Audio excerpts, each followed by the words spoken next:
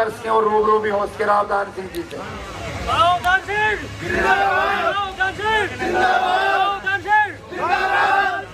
गांव के गणमान्य व्यक्ति रावदान सिंह जी को फूलमालाएं पहना करके मान सम्मान स्वागत कर रहे हैं सारे साथी।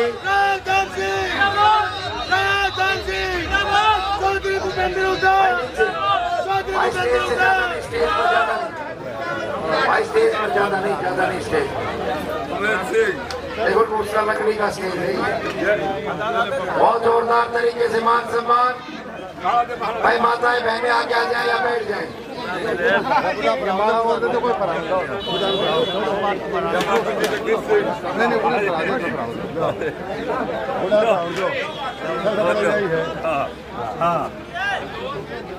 बहुत जबरदस्त तरीके से मान सम्मान पूरी गांव बस्ती की तरफ से, छत्तीस बिरादरी की तरफ से डीजे के साथ नौजवान बच्चे मोटरसाइकिलों की लंबी कानवाई से आपके बीच में और संजू भगत आ जाओ जी।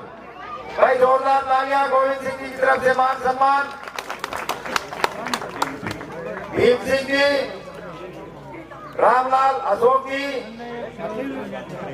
सूरजमान भाई आते जाओ जी। भाई जोरदार तालियां बजाएं मान सम्मान रावदान सिंह जी का। गुरदारी माधोराम जी आ जाओ। सिंह माधोराम तालियां बजाएं आपके बीच में मान सम्मान रावदान सिंह जी का। भाई जोरदार तालियां में मान सम्मान कर रहे हैं। भाई जोरदार तालियां बजाएं लक्ष्मण सिंह जी के लिए। सर देखियो अंकल जी। भाई राजू पारी जी ये बोल रहा है हेलो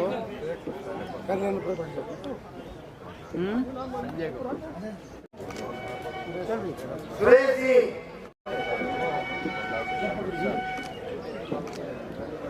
देना जी। सुबह सिंह भागोदिया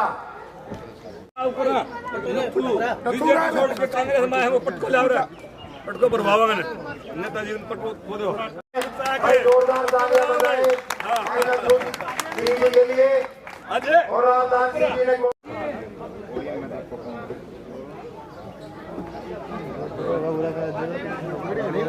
बजरंग पारिक साहब आओ। राजा जा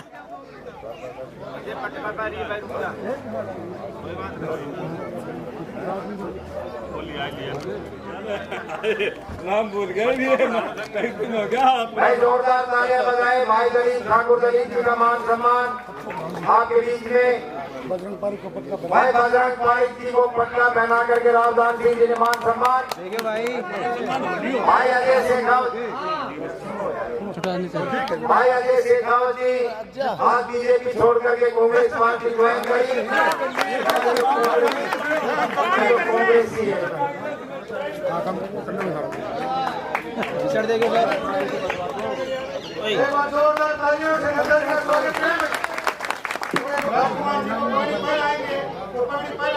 श्री रावदान सिंह को यहाँ आने पर दिल की गहराई से हार्दिक अभिनंदन करती हूँ एवं साथ आए हुए सभी गणमान्य सदस्यों और कांग्रेस पार्टी के कार्यकर्ताओं को नमस्कार करती हूँ। उपस्थित मंचासीन हमारे वरिष्ठ कांग्रेस के नेताजन,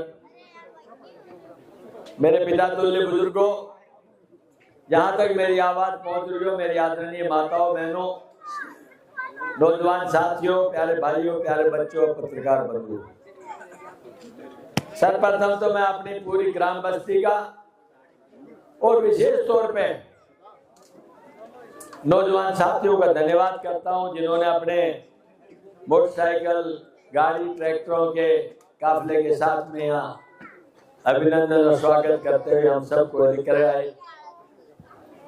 मेरे पास शब्द नहीं है जिनसे मैं उनका धन्यवाद करूं। पूरी ग्राम बस्ती का कोटि कोटि धन्यवाद।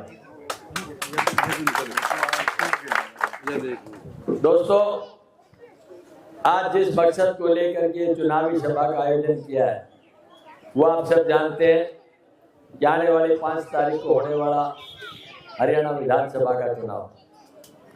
इस चुनाव में आपको फैसला करना है कि आपका भावी विधायक कौन हो और भावी सरकार किसकी हो, क्योंकि 10 साल से भारतीय जनता पार्टी की सत्ता है और उससे पहले 10 साल आपकी पार्टी कांग्रेस की सत्ता रही। दोनों पार्टियों की जब तुलनात्मक दृष्टि से आप बात करेंगे तो आपको निश्चित तौर पे कांग्रेस का पलड़ा भारी लगेगा। क्यों भारी लगेगा कि आज हरियाणा के अंदर जो विकास के काम हुए, विशेष तौर पर तुम्हारे क्षेत्र में जो विकास के काम हुए, उनमें अहम भूमिका कांग्रेस राज की। वरना तो ये क्षेत्र पिछड़े के नाम से जाना जाता था, जहाँ ना रेल ना रोड और न ही कोई बड़ी सुविधा थी, संस्थाओं की तो बात ही नहीं थी। लेकिन आज मैं कह सकता हूं कि आप धीरे धीरे पिछड़े से अगड़े की तरफ बढ़ते हुए एक जिले के हिस्से हो, प्रदेश के हिस्से हो। मैं तो यही कहूंगा कि भारतीय जनता पार्टी ने जब सत्ता हासिल की थी, लोगों को बड़ी आशा अपेक्षा और उमंग था कि शायद हिंदुस्तान में भारतीय जनता पार्टी पहली बार सत्ता में आ रही है तो वो करके दिखाएगी जो कांग्रेस ने आज तक नहीं किया। बड़े बड़े वादे किए, लुभावने नारे दिए, झूठ और प्रलोभन की बातें गई और लोग भावुक होकर के 2014 और 19 के अंदर उनको सत्ता में आने का अवसर दिया।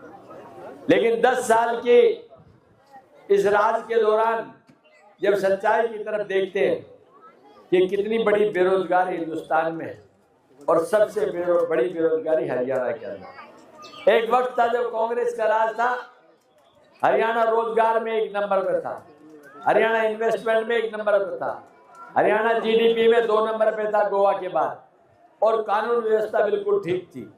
आज न तो किसान का, न जवान का, न कर्मचारी का, न व्यापारी का, मजदूर की तो गिनती नहीं है। कोई भाव नहीं, किसी की संतुष्टि सरकार के प्रति नहीं।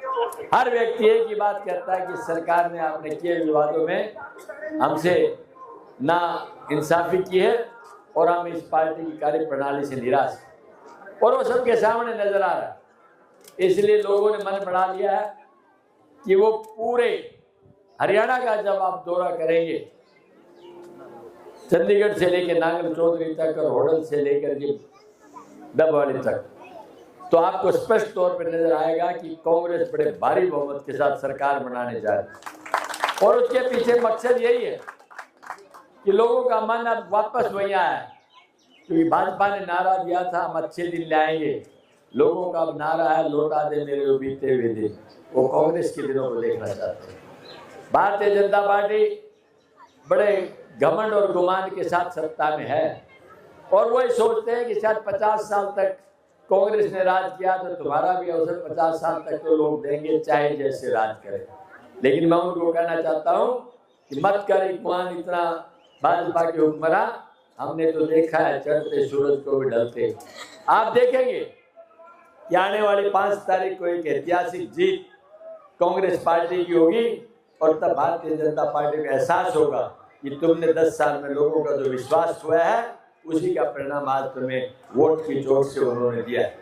दोस्तों, जब फैसला आप कांग्रेस के पक्ष में लेंगे तो लोग पूछ सकते हैं कि आखिर ऐसा कांग्रेस में आपको क्या नजर आया। तब मैं कुछ बातें कांग्रेस घोषणा पत्र के जो आपके सामने जिक्र करना चाहूंगा। पहला, 2019 का चुनाव था और भारतीय जनता पार्टी ने अपने मैनिफेस्टो में घोषणा की थी कि हम सत्ता में आते ही 3100 रुपये बुजुर्गों की पेंशन कर दें। 5 साल बीत चुके और अब 5 साल के बाद भी आज 3000 है, 3100 नहीं हो पाएगा। कांग्रेस ने एक ही बात कही है कि हमें 3151 से मतलब नहीं, हम सीधे 6000 रुपये देंगे एक आदमी के, 2 आदमी के 12000 मियाँ बीवी के हो जाए। जहाँ तक इन बहन बेटियों की बात है, जब सुबह चूल्हे पे जाती हैं तो सबसे पहले गैस नजर आती है, फिर उसका भाव नजर आता है और ये फिर सोचती हैं। देखिए 400 रुपए का जब भाव था तो ये लोग कपड़े उतार के प्रदर्शन करते थे, हाय महंगाई हाय महंगाई, और आज 1100 है तो बोलते नहीं। ये इनकी एक नीति का हिस्सा है तो भाई कांग्रेस ने फैसला किया है कि हम 500 रुपए आपको सिलेंडर देंगे। बढ़ती हुई महंगाई को देखते हुए हर व्यक्ति को 300 यूनिट बिजली फ्री देंगे, ताकि थोड़ी सी राहत उनको अपने कार्यों के अंदर मिले। और भाई लास्ट में ये है, ये जो बीपीएल परिवार है जितने भी, उनको हमने 9 लाख को प्लॉट देने की घोषणा की थी शुरू में। उसमें से 3,92,000 प्लॉट दे पाए, बाकी 5 लाख प्लॉट बचे हुए। अब की बार प्लॉट खाली नहीं देंगे, उनको 2 कमरे, 1 रसोई और 1 बाथरूम, ये उनमें कंस्ट्रक्ट करके देंगे। इसी तरह से अगर कोई भाई बीमार हो जाता है तो सरकार से अपेक्षा करता है कि सरकार हमारी मदद करेगी, लेकिन सरकार सिर्फ सरकारी हॉस्पिटल के अंदर छोटी मोटी दवाई दिलवा सकती, और अगर वहाँ इलाज नहीं है, प्राइवेट बढ़िया हॉस्पिटल में कोई आदमी इलाज कराना चाहता है तो वहाँ पर वो भाई से कहा जाता है कि आपका इलाज तो हो जाएगा, लेकिन पैसे 20-21 लाख लगेंगे, और वो पेशेंट वापस आ जाता है मायूस हो, यार ये क्या हुआ, मेरे पास पैसे नहीं है, इसका मतलब मेरी जिंदगी बचेगी नहीं। आज तक जो कांग्रेस है, बीजेपी है, वो 5 लाख ही देती है आयुष्मान योजना के तहत। ये सिर्फ कांग्रेस पार्टी है जिसने घोषित किया है कि कोई भी सीरियस बीमारी का भगवान ने ग्रह में जरूरत पड़े पेशेंट होगा तो 25 लाख रुपए तक उसका खर्चा होगा तो सरकार वहन करेगी। और भाई हमारी जो बहन दुर्भाग्य से विधवा हो गई उनको भी 6,000 देंगे, हमारे भाई जो अपंग हो गए उसको भी 6,000 देंगे, और जो गरीब 18 से बड़ी हमारी बहन है उनको कोई साधन नहीं उनके पास, उनको रसोई खर्च के नाम से 2,000 रुपये पर माह दिए जाएंगे, ताकि उसकी मिनिमम जो जीविका उससे चल सके। और भाई फैमिली आईडी से आप और हम परेशान, हर आदमी फैमिली आईडी की बात करता है, तो भाई उसके लिए भी तय है, हमारा प्रयास रहेगा जितना जल्दी इसको बंद कर सके, खत्म कर सके उतना करेंगे, लेकिन प्रयास इतना ही रहेगा कि सत्ता आते सबसे पहला काम यही होगा ताकि आपकी संतुष्टि रहे।